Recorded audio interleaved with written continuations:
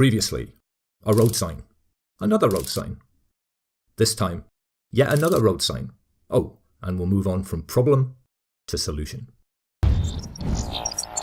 Hi, this is Gary. Welcome to Development That Pays. In the last episode, I sprinkled road signs onto stick figures. I started by mapping the relative sizes of the discontinuities between the team members. My brain then popped up with its "so what?" question. So I started again and mapped the relative importance of each of the relationships. So far, so interesting. I now have two rather crazy diagrams. Two crazy diagrams that are related. The second diagram is like a lens through which the first can be viewed. What I'd like to do is magnify the discontinuities by the relative size of the importances in order to get a kind of weighted discontinuity, if that makes any sense. Here's the idea. This multiplied by this gives this. This multiplied by this gives a slightly smaller this. And this multiplied by this gives a rather enormous this. What I can now do is apply this weighting process to the discontinuities diagram. These four stay about the same size. These get a little bit smaller. These two get bigger, and this one gets way bigger. As I said last time, my search for answers started with the development team, but my search has led me to this gang of three: the business owner, the product owner, and the lead developer.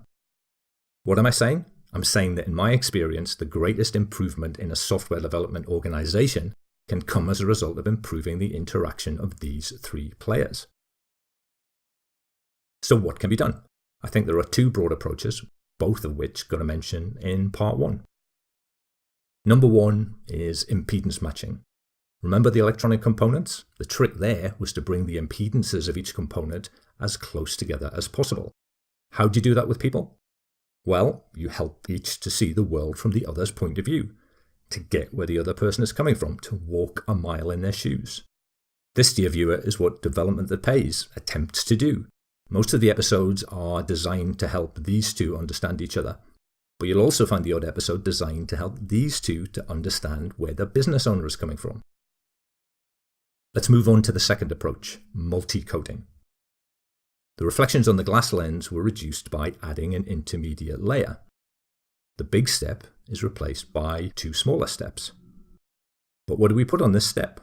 Not what, but whom. What about a Scrum Master, or, the term that I prefer, an Agile coach? One of the most powerful things that Agile coaches do is to bridge the gap between the product owner and the lead developer. That's the immediate benefit. The longer-term benefit is that the product owner and the lead developer tend to move towards each other over time. Win-win. Thank you very much for watching. I hope you enjoyed this episode as much as I enjoyed making it. There's a new episode of Development That Pays each and every Wednesday. By far the easiest way to get it is to subscribe to this channel. Hit the big red button, and I look forward to talking to you again very soon. Cheers for now.